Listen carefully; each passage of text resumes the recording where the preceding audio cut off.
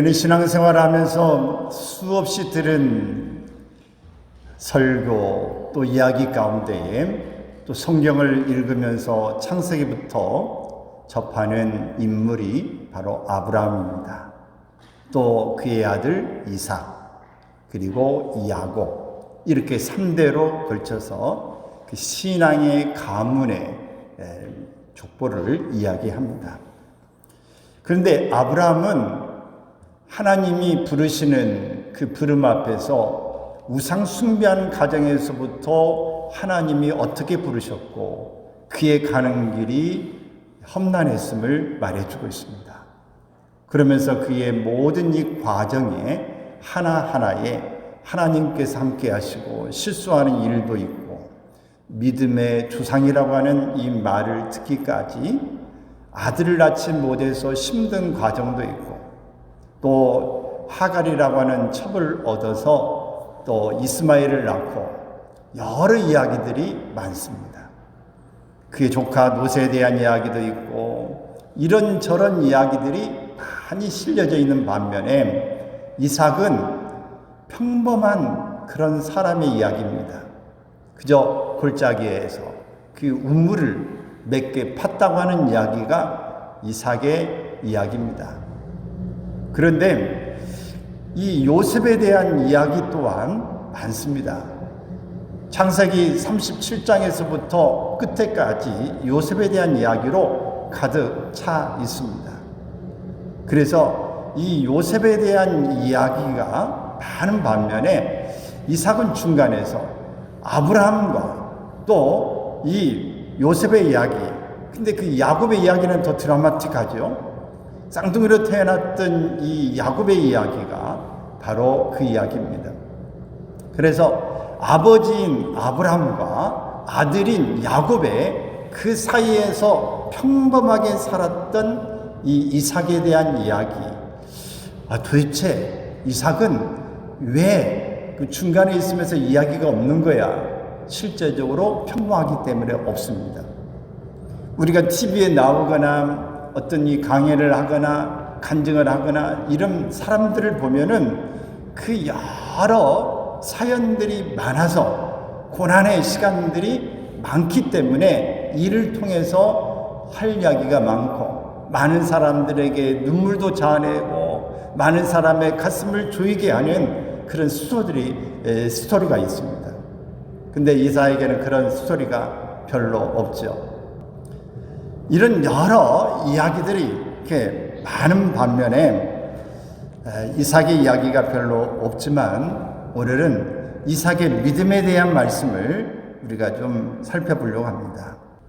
어쩌면 커다란 굴곡이 없이 가장 평범한 인생을 살면서도 하나님을 영화롭게 하고 그분의 뜻을 성취하는 생애가 더 소중하고 의미 있는 생애일 수도 있습니다. 저는 많은 어떤 스토리가 없지만 묵묵하게 봉사하고 그저 따뜻하게 많은 사람들을 이렇게 배려하고 섬기고 말없이 이렇게 잘 돌보는 그런 사람들을 볼 때 참 존경스럽고 참 순탄한 삶을 사는 것 같아서 참 저 사람은 참 복이다 그런 생각을 합니다. 물론 저도 큰 어려움은 없었습니다. 그러나 어려움이 전혀 없다고 볼 수는 없습니다. 더 드라마틱한 삶을 사는 사람들이 많은 반면에 저도 그렇게까지는 큰 것은 없다 생각하고 있습니다만은 우리 인생을 살면서 이런저런 이야기들이 없는 사람은 없죠. 그러나 여러분, 우리가 평범하게 일상을 살고 있는 이것이 하나님의 복이라고 믿으시기 바랍니다. 그저 때 되면 밥 먹고 운동하고 일터에 출근하고 또 가족끼리 있고 또 사랑하는 사람 반가운 사람 만나서 식사 한번 하고 내가 하고 싶은 것 책 읽고 공부하고 이렇게 일상적으로 삶을 유지할 수 있다고 하는가? 이게 하나님이 주신 복이다. 아브라함과 이삭과 야곱 중에서 제일 장수한 사람은 누구일까요? 이삭입니다.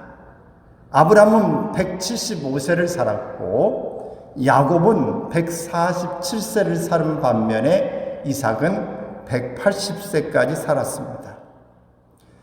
그럼에도 가장 적은 부분을 성경에서 할애하고 있는 것입니다. 그것은 그만큼 평범한 삶이었다 하는 것입니다. 이런 이삭 속에서 우리가 얻을 수 있는 교훈은 무엇인가를 본문은 한 절만 기록하고 있지만 창세기에서는 조금 더 기록하고 있습니다. 이제 이삭의 믿음은 어떤 것인지를 살펴보면, 먼저 이삭의 믿음은 약속의 말씀을 믿는 믿음이었습니다. 히브리서에서는 이삭은 장차 있을 일에 대하여 믿음으로 자녀들을 축복하였다라고 말합니다. 장차 있을 일은 무엇을 의미할까요?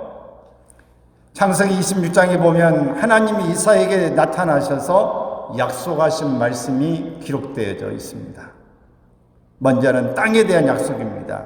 창세기 26장 2절, 3절 말씀을 보면 같이 읽습니다. 여호와께서 이삭에게 나타나 이르시되 애굽으로 내려가지 말고 내가 내게 지시하는 땅에 거주하라.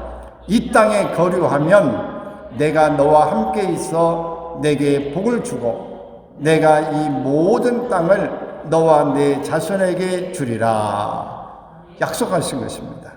이삭이 이 말씀을 받은 곳은 그랄이라고 하는 지역입니다.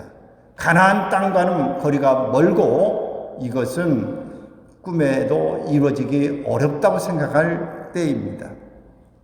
그러나 이삭은 믿음으로 이 약속을 받아들였고 사랑하는 이들을 불러 동일한 약속의 말씀으로 축복하고 있음을 28장 4절에서 기록합니다. 이삭은 하나님 언약의 말씀에 근거한 믿음으로 비전을 바라본 것입니다. 또 그는 그의 자손에 대한 약속을 붙잡았습니다. 하나님은 이삭에게 내 자손을 하늘의 별과 같이 번성하게 하며 이 모든 땅을 내 자손에게 주리니 내 자손으로 말미암아 천하 만민이 복을 받으리라. 하나님의 약속은 우리에게 반드시 이루어 주겠다고 하는 뜻입니다. 하나님이 이삭에게 땅과 함께 자손의 번성을 약속하신 것입니다. 이삭 자신은 하나님의 은혜와 기적으로 태어났습니다. 그러나 내 자손이 하늘의 별과 같이 번성한다는 것은 전혀 예측할 수 없는 상황입니다. 이것은 상상하기 어려운 사건입니다. 그러나 하나님의 언약의 말씀이 있기 때문에 이삭은 이 일이 이루어질 것을 믿었습니다. 그리고 야곱에게 창세기 28장 3절에 읽습니다. 전능하신 하나님이 내게 복을 주시어 내가 생육하고 번성하게 하여 내가 여러 족속을 이루게 하시고. 오늘 우리가 여기에 있는 것은 이삭이 믿음으로 장차올 일에 대하여 그의 자손들을 축복한 결과입니다. 사랑하는 여러분, 이삭은 이스라엘 백성뿐만 아니라 온 천하 만민이 다 복을 얻을 것을 약속하고 있습니다. 사도 바울은 로마서 9장 7절 말씀에 보게 되어지면은 같이 읽습니다. 형제들아, 너희는 이삭과 같이 약속의 자녀라. 로마서 9장 7절, 아브라함의 씨가 다 그의 자녀가 아니라 오직 이삭으로부터 난 자라야 내 씨라 불리리라. 이삭의 후손을 통해 메시아가 오심으로 구원의 축복이 온 세상에 미칠 것을 예언하고 있습니다. 이삭과 같이 약속의 말씀을 믿는 우리 모두가 되기를 바랍니다. 그런데 약속의 말씀을 우리가 잘 붙잡고 살아야 되는데 여차하면 약속을 잘 붙잡고 살지 못합니다. 젊었을 때 큰 회사 직원이었던 한 사람이 성격상 졸아서는 안 될 그 근무지에 있게 되어졌는데 그 근무지에서 있으면서 깜빡 졸았습니다. 근데 상사가 오는 겁니다. 큰일 났습니다. 그래서 임기응변으로 이 할리우드 액션을 취합니다. 배를 안고 배야 하면서 막 배를 끌어안고 도저히 힘들어하는 것입니다. 이렇게 힘들어하게 되자 상사가 안 되겠다. 그래서 긴급하게 병원으로 수송을 갔습니다. 근데 거기서 이제 보면 탈로나면 안 되니까 다시 의사 앞에서도 막 배를 안고 소리를 냅니다. 그러니까 의사가 배를 눌러보면 막 더 기록을 하는 겁니다. 그러니까 틀림없이 이 자리는 맹장자리다 해가지고 긴급하게 수술해서 맹장을 떼버렸습니다. 졸다가 맹장을 떼인 겁니다. 여러분, 오늘 우리가 한순간에 잘못한 것, 우리가 경계심을 늦추고 모면하려다 보면은 큰 일이 벌어지게 되어집니다. 하나님의 약속을 받았지만은 머리가 복잡해지고 지금 이것저것 생각이 많아지면 머리에 지진이 일어나고 머리에 열이 받아서 힘들어져서 망각해버리고 말고, 어떤 상황이 급박해지면 그것을 모면하려고 우리가 이 핑계 저 핑계 대다가 큰 일이 나는 수가 생깁니다. 오늘 이삭은 하나님 앞에서 그 자신이 약속을 받은 것에 대해서 믿음으로 나아갔다는 것을 기억하십시오. 그래서 우리 삶의 한순간 한순간에 걱정이 되어지고 슬픔이 우리에게 생겨나고 우리의 마음에 큰 이런 일이 생겨난다고 할지라도 우리가 하나님 앞에서 믿음으로 나갈 수 있기를 바랍니다. 할렐루야. 슬픔 걱정 가득 차고 내 맘 괴로워도 갈보리 십자가 위에서 죄짐이 풀렸네. 놀라운 사랑의 갈보리 놀라운 사랑의 갈보리 영원한 갈보리 너의 근심 모든 염려 주께 맡기어라. 갈보리 십자가 위에서 죄짐이 풀렸네. 놀라운 사랑의 갈보리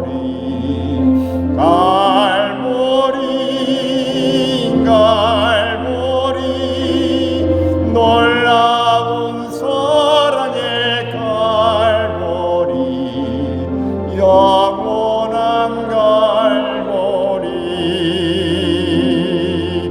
너의 눈물 상한 심령 주가 돌보신다.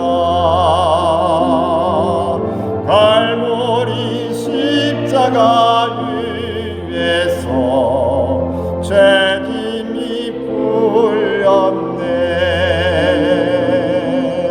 놀라운 사랑의 갈보리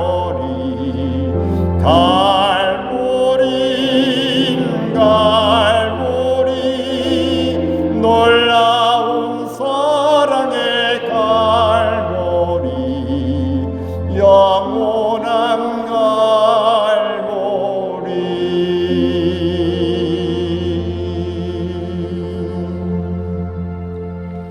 늘 자나깨나 우리가 주님의 십자가를 생각하고 하나님 우리에게 주신 약속을 기억하면서 슬픔, 걱정, 괴로움, 모든 이 죄의 문제에 힘들어도 다 주님 앞에 나아갈 수 있기를 바랍니다.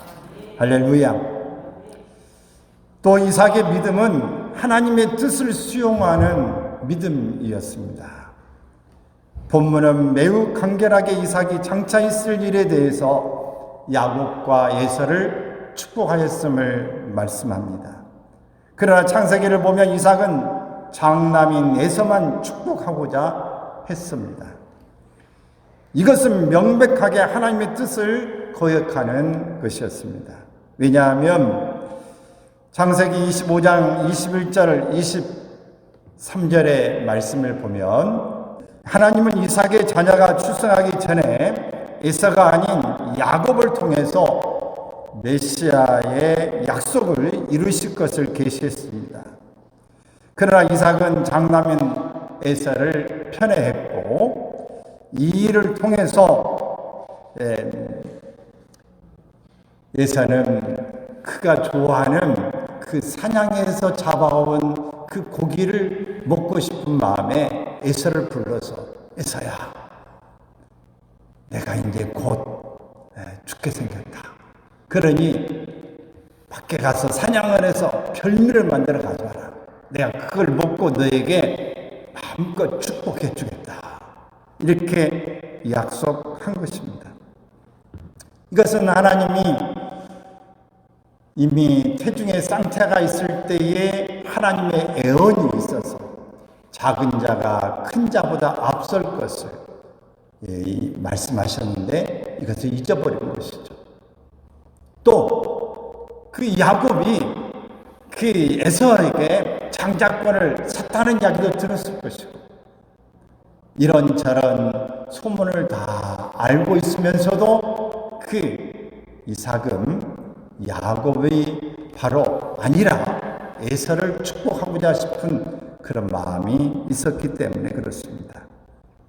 드디어 이삭에게 죽음의 순간이 가까웠습니다. 자녀들을 축복하기를 원한 것입니다.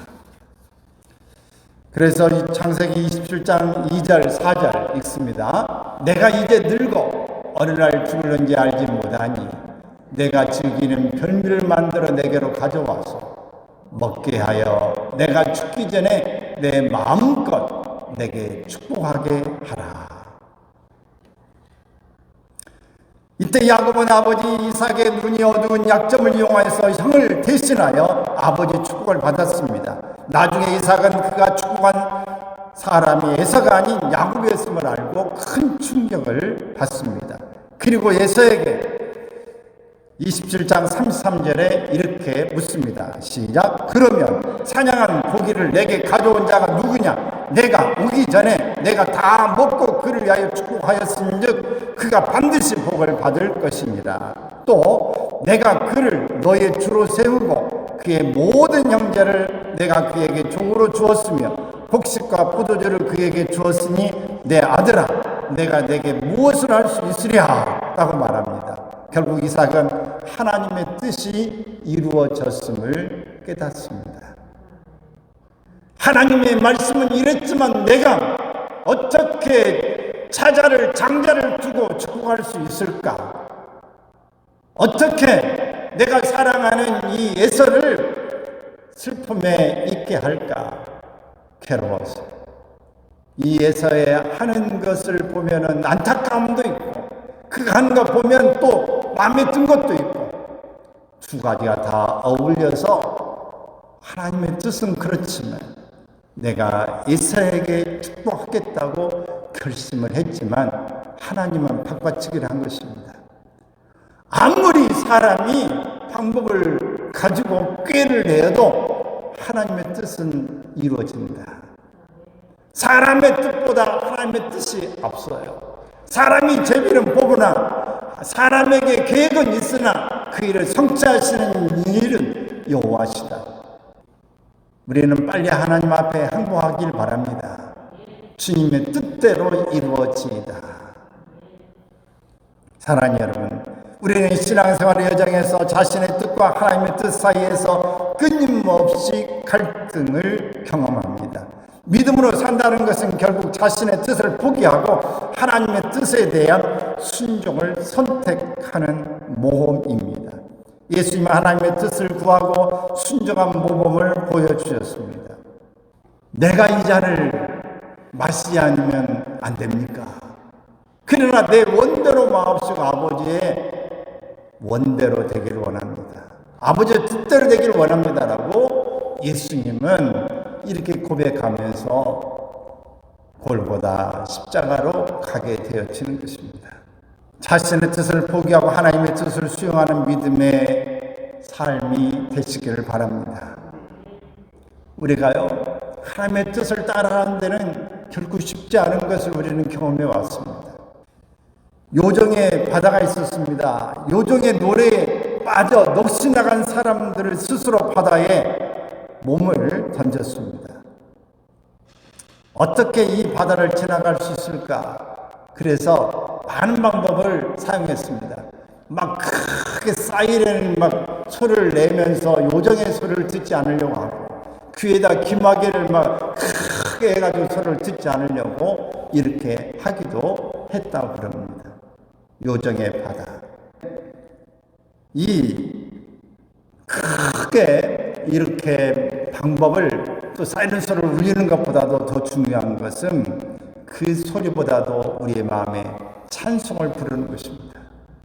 크게 찬송을 부르며 가는 일이 오늘 우리에게는 그 수많은 유혹을 이겨낼 수 있는 길이 될 줄로 믿습니다.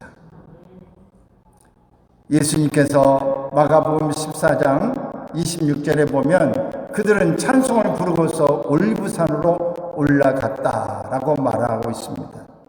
유다가 배반할 것을 알고 제자들이 예수님을 잡으러 올 때 다 뿔뿔이 흩어질 것을 알고 있는 예수님이라도 그 일을 아버지 앞에서 내가 감당해야 될 몫인 줄 알고 찬송하면서 올리브산으로 올라가신 것입니다.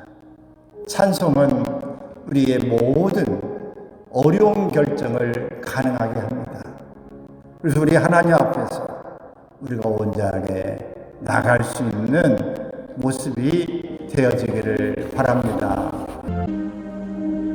내 마음에 안고에 있어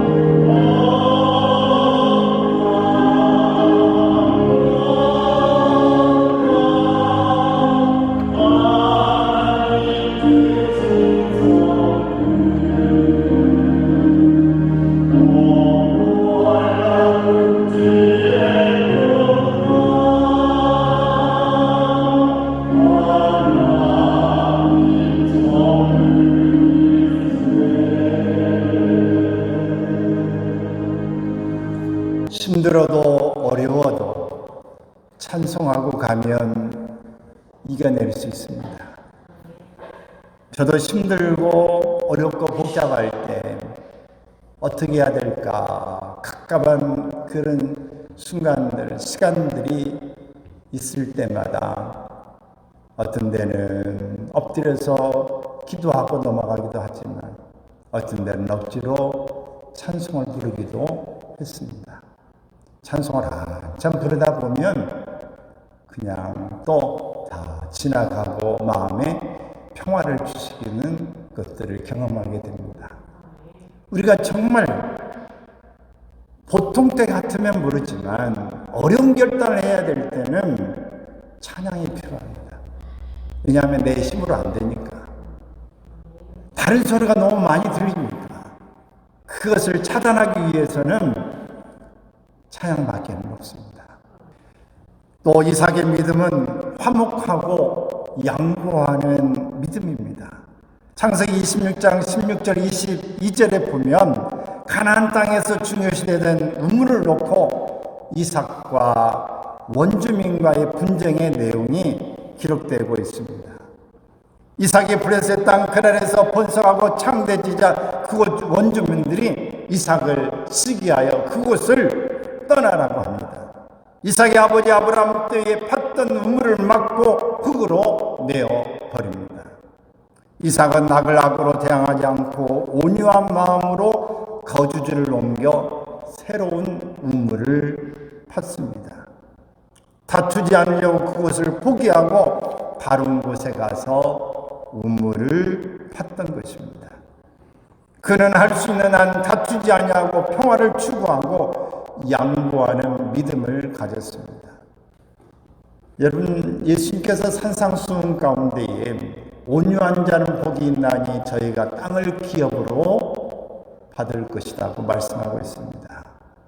온유하다, 좀 따뜻하고요, 좀 부드러운 마음을 가진 사람은 지는 것 같은데 이깁니다. 손해보는 것 같지만 나중에 이익이 됩니다. 양보하고 손해보는 것 같고 순하고 이런 것 같지만 나중에 가면은 그 사람이 결국 땅을 차지하게 됩니다.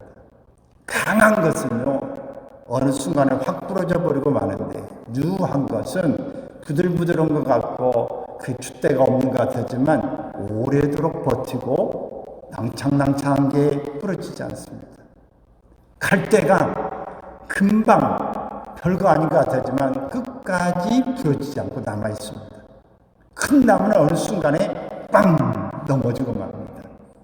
여러분, 오늘 주님의 말씀을 기억하십시오. 양보하고 화해하는 일, 바로 이삭이 가지고 있는 특징입니다. 그래서 그는 싸울 줄도 모르는 게 아니라 싸우는 게 어쩌면 두려웠을지도 몰라요. 모든 걸 다 포기합니다. 그냥 막고 방해하면 놓고 떠납니다. 또 막고 하면 또 떠납니다. 또 하니까 또 방해합니다. 그 다음에 또 해요. 그러니까 진짜 너는 하나님이 함께한 사람이구나, 이방인들조차도 인정하는 사람이 됩니다. 여러분, 이 일은 한 번, 두 번 가지고는 사람들이 몰라줄 수 있어요. 그런데 지속하고 반복하면 이분의 성품이구나, 이걸 알게 되면 그 사람을 손대는 것이 겁납니다. 왜? 하나님이 함께하는 사람을 건졌다가 큰일 나겠구나. 여러분, 우리가 세상의 지혜로 이기는 것 같지만 하나님의 지혜가 세상의 지혜를 이깁니다. 하나님의 지혜가 세상의 지혜를 앞섭니다. 그러므로 우리가 어리석은 것 같아도, 좀 여러분들이 손해본 것 같아도 하나님의 말씀 안에 거하기를 바랍니다. 핍박을 받았을 때 상대를 핍박하지 않고 억울하게 당하면서도 그들을 선대했던 이삭은 마침내 상대방으로부터 잘못을 깨닫게 합니다. 그리고 이제는 더 이상 싸우지 말고 평화의 언약을 맺자고 제안을 26장 28절에서 합니다. 너는 여호와께 복을 받은 자니라 29절에서 말씀합니다. 이삭을 인정하고 하나님을 찬송합니다. 내가 잘못한 것이 없이 어려움을 당할 때, 하나님을 의지하고 믿고 맡겼을 때 하나님은 원수가 찾아와 화해를 요청하게 만드셨습니다. 잠언 16장 7절 시작. 사람의 행위가 여호와를 기쁘시게 하면 그 사람의 원수라도 그와 더불어 화목하게 하시느니라. 이삭이 모든 문제를 하나님께 맡기고 믿음으로 나아갔더니 그의 삶 속의 승리를 안겨주셨습니다. 사랑하는 여러분, 우리의 권리를 주장하라고만 세상은 가르칩니다. 이것은 세속 문화입니다. 그러나 성경은 우리의 당연한 권리까지도 하나님께 맡기고 그분의 인도하심을 따라 살아가라고 말합니다. 하나님이 이삭과 함께 하시고 복을 주어 번성케 하셨습니다. 이삭의 믿음의 발자취를 따라서 우리도 평화를 구하고 만들어가는 평화의 사람이 되기를 바랍니다. 이렇게 살아야 되는 거 아멘이죠? 근데 쉬워요, 어려워요? 그래서 우리는 매일매일 주님의 은혜를 구해야 합니다. 주님의 은혜가 아니면 우리가 살 수가 없어요. 어느 무신론자의 기도가 있습니다. 사실 이 기도는 얼마 전에 소천하신 이어령 선생님의 시입니다. 이분의 시, 하나님, 당신의 제단에 꽃 한 송이 바친 적이 없으니 절 기억하지 못하실 겁니다. 그러나 하나님, 모든 사람이 잠든 깊은 밤에는 당신의 낮은 숨소리를 듣습니다. 그리고 너무 적적할 때 아주 가끔 당신 앞에 무릎을 꿇고 기도를 드립니다. 하나님, 어떻게 저 많은 별들을 만드셨습니까? 그리고 처음 바다에 물고기들을 놓아 헤엄치게 하셨을 때, 저 은빛 날개를 만들어 새들이 일제히 날아오를 때 하나님도 손뼉을 치셨습니까? 정말로 하나님, 빛이 있으라 하시니 거기 빛이 있더이까? 사람들은 지금 시를 쓰기 위해서 발톱처럼 무딘 가슴을 찢고 코피처럼 진한 눈물을 흘리고 있나이다. 모래알 만한 별이라도 좋으니 제 손으로 만들 수 있는 힘을 주소서. 아닙니다. 하늘의 별이 아니라 깜깜한 가슴 속 밤하늘에 떠다닐 반딧불만한 빛 한 점이면 족합니다. 좀 더 가까이 가도 되겠습니까? 당신의 발끝을 가린 성스러운 옷자락을 때 묻은 손으로 조금 만져봐도 되겠습니까? 그리고 그것으로 저 무지한 사람들의 가슴 속을 풍금처럼 물리게 하는 아름다운 시 한 줄을 쓸 수 있도록 허락해 주시겠습니까?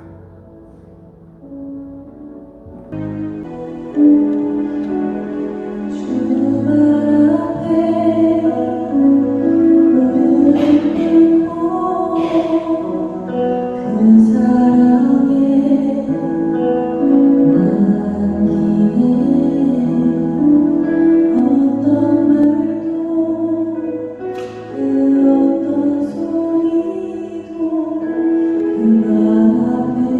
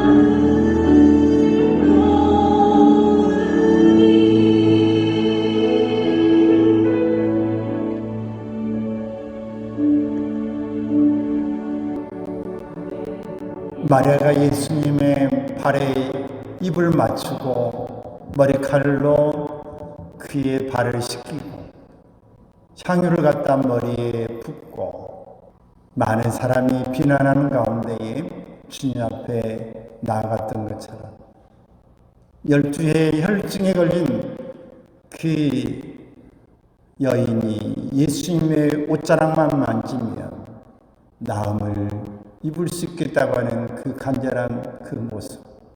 오늘 시에는 이 말씀을 하고 있습니다. 내 이 더러워진 이 손으로 발등에 덮인 예수님의 옷자락을 조금만 만져봐도 되겠습니까? 주님 앞에 조금 더 내가 나가서 주님의 은혜를 입어도 되겠습니까?